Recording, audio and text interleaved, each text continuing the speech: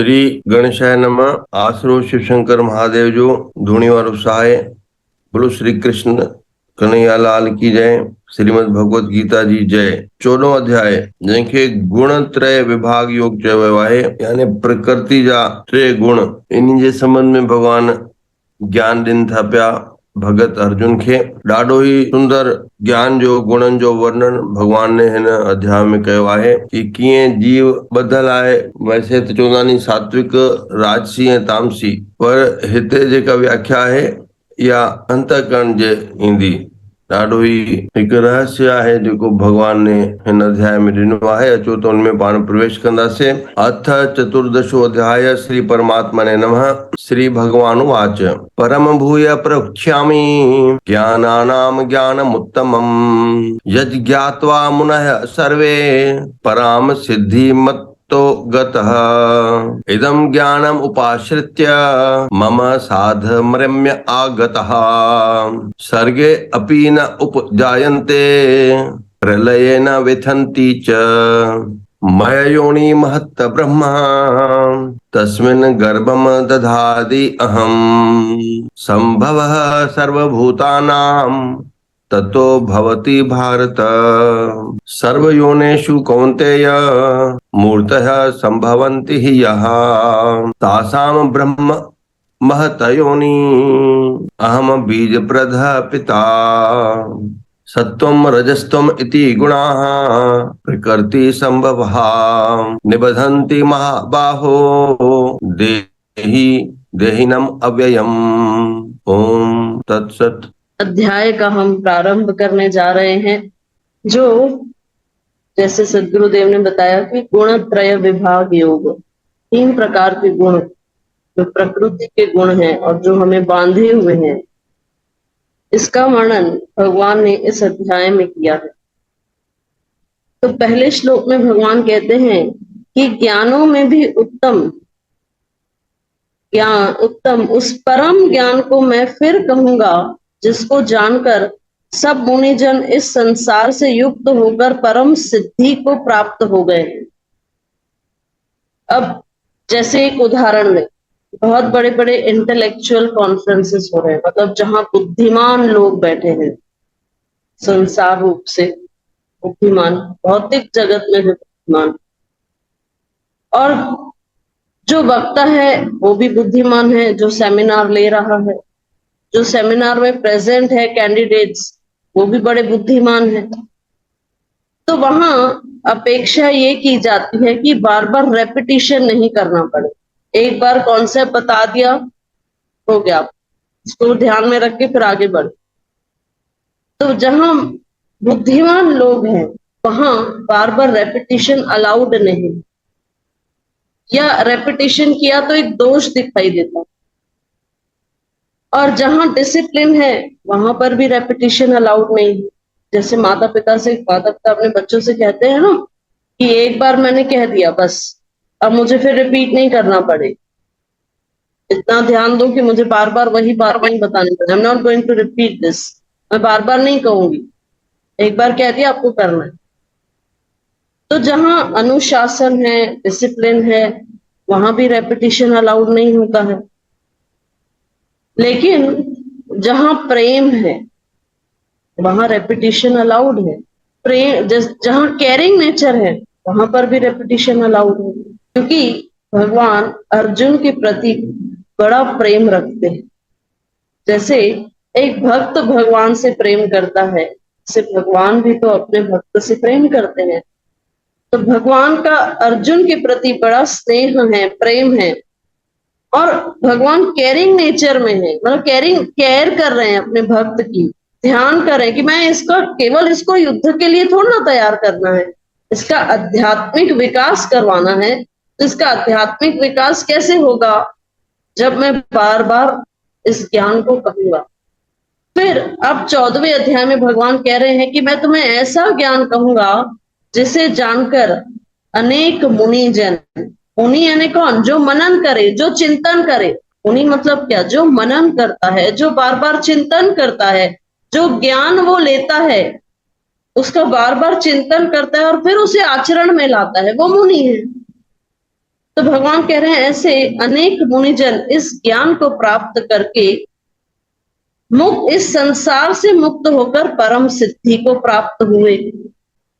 तो संसार से मुक्ति मतलब क्या, संसार क्या होता है?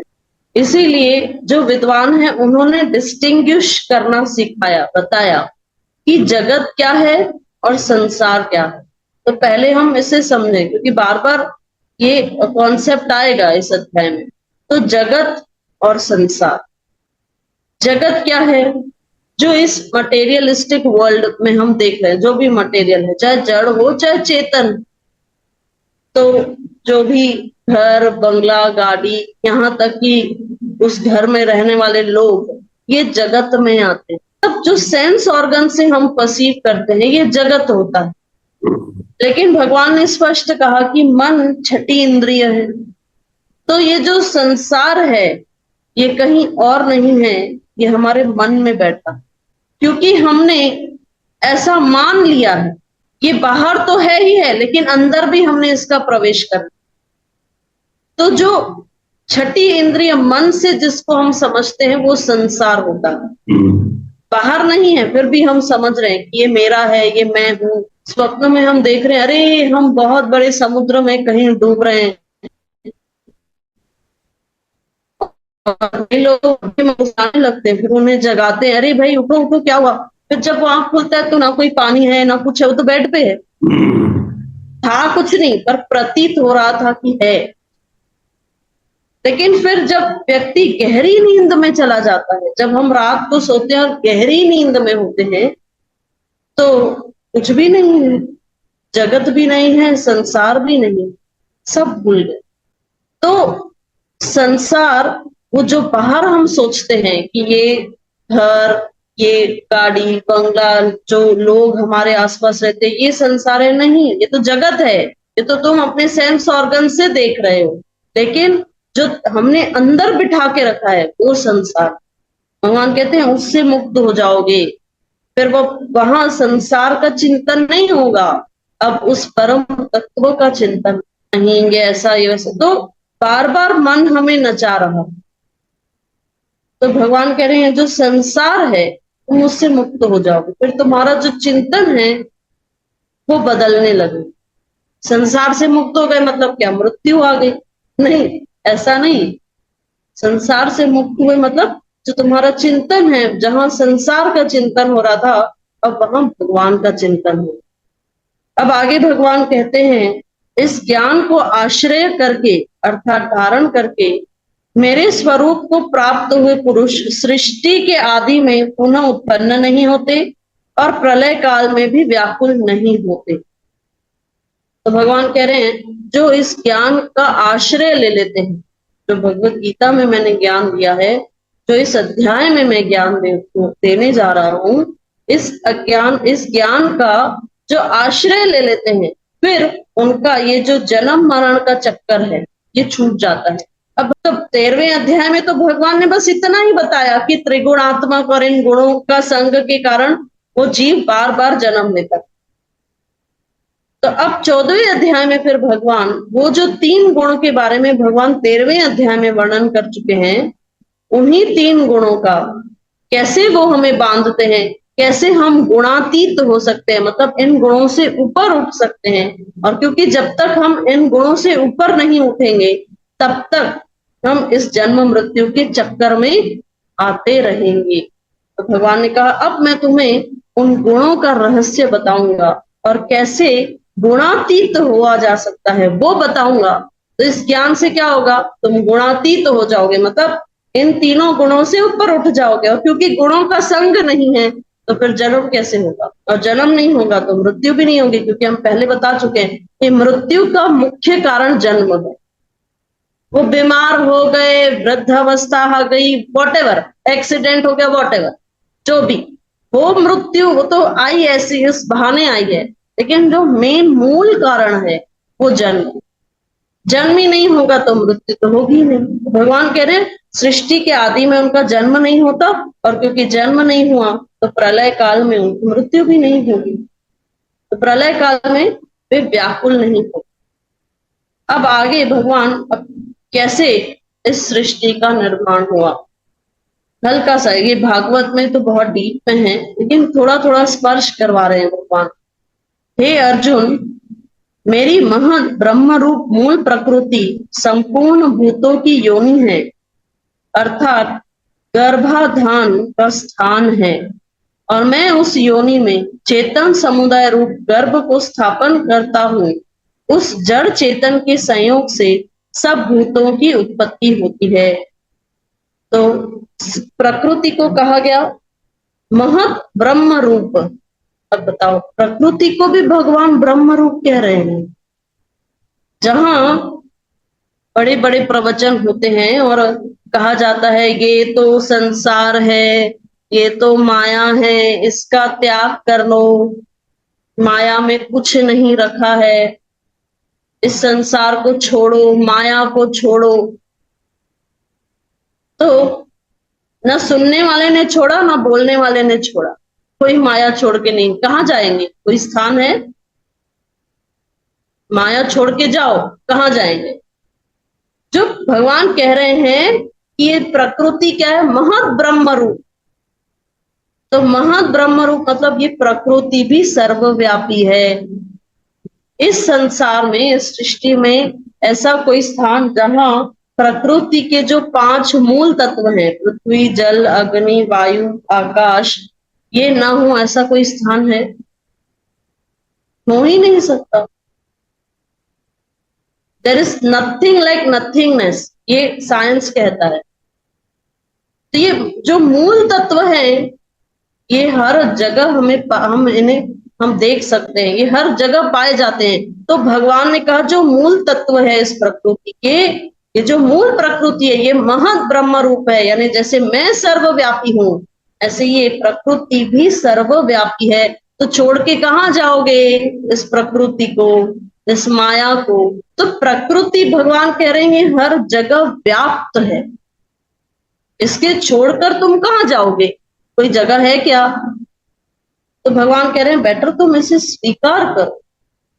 और फिर भगवान ने क्या कहा कि ये जो गर्भाधान का स्थान है, यानी जो प्रकृति है वो स्त्री है, जो संसारिक हम उदाहरण लें, प्रकृति है वो स्त्री है, और जो उसमें भगवान कह रहे हैं कि उसमें जो चेतन समुदाय है उसकी स्थापना कौन करता हूं? मैं, यानी भगवान पुरुष है। लेकिन हमारा निर्माण करने वाले, हमें ये सुंदर शरीर देने वाले भगवान हैं। और अपने ऊपर गर्व करो कि मैं भगवान का क्रिएशन। भगवान ने वहां बड़ा, यहाँ पे बहुत ही सुंदर शब्द आया, मूर्तियां। और मूर्तियां क्या होती हैं? मूर्तियां जिसके ऑर्गन्स दिखाई देते। तो हमें भगवान ने, अर्थात शरीरधारी प्राण, जिनके ऑर्गन्स हमें दिखाई दे रहे हैं। मूर्तियों का क्या होता है? एक आकार होता है ना। जब हम मूर्ति बनाते हैं तो जैसे देखो भगवान शिव, उनकी मूर्ति भी है, लेकिन भगवान शिव की मूर्ति के साथ साथ शिवलिंग भी है। शिवलिंग को कभी हम मूर्ति नहीं कहेंगे, वो एक प्रतीक है, सिंबल है शिवलिंग।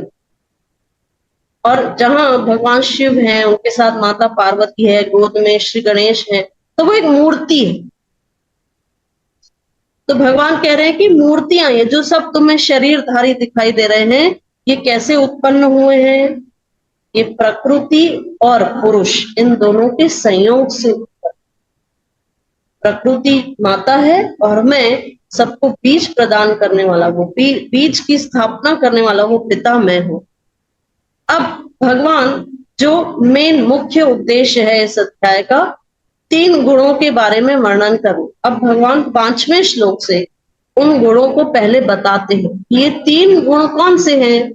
जो मैंने 13वें अध्याय में भगवान ने हल्का स्पर्श किया कि त्रिगुणात्मक प्रकृति, जिन गुणों के संग से जीव बंधता है, ये गुण कौन से हैं? तो भगवान ने कहा हे अर्जुन, सतोगुण, रजोगुण और तमोगुण, ये प्रकृति से उत्पन्न 3 गुण अविनाशी जीवात्मा को शरीर में बांधते हैं।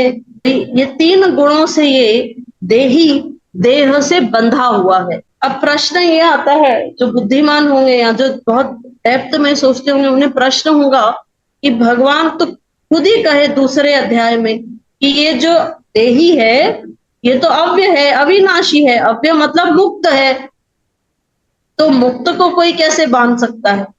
भगवान ने तो कहा कि ये मुक्त है, अव्यय है, तो इसको कैसे बांधोगे? तो आदि शंकराचार्य ने बड़ा ही सुंदर भाव बताया कि बांधते नहीं है, ऐसे प्रतीत करवाते हैं, ऐसे दिखाते हैं कि बांधे हैं।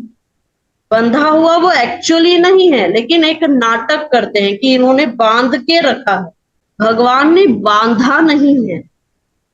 इस देही को, इस देह से, इन 3 गुणों से बांधा नहीं गया है।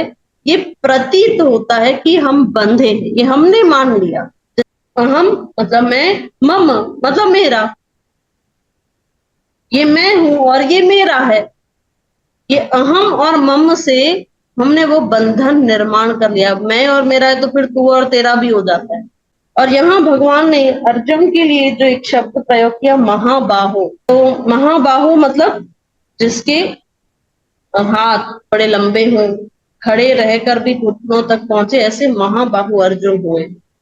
तो अर्जुन से भगवान कह रहे हैं कि ये जो प्रकृति है, इसके 3 गुण हैं, लेकिन अब ये 3 गुणों से हम कैसे ऊपर उठेंगे, ये 3 गुण हमें कैसे बांधते हैं, ये सब इन तीनों गुणों का बड़े ही सुंदर विस्तार रूप से पूरे इस अध्याय में भगवान इसका वर्णन करेंगे। ओम पूर्णमद पूर्णमिदं पूर्णात् पूर्णमुदच्यते पूर्णस्य पूर्णमादाय पूर्णमेवावशिष्यते। पूरा प्रभु आराधिया पूरा जाका नाम, नानक पूरा पाइया पूरे के गुण गाओ। पवन तनय संकट हरण मंगल मूरत रूप, राम लखन सीता सहित हृदय बसों सुर भूप। जय जय सदा राम।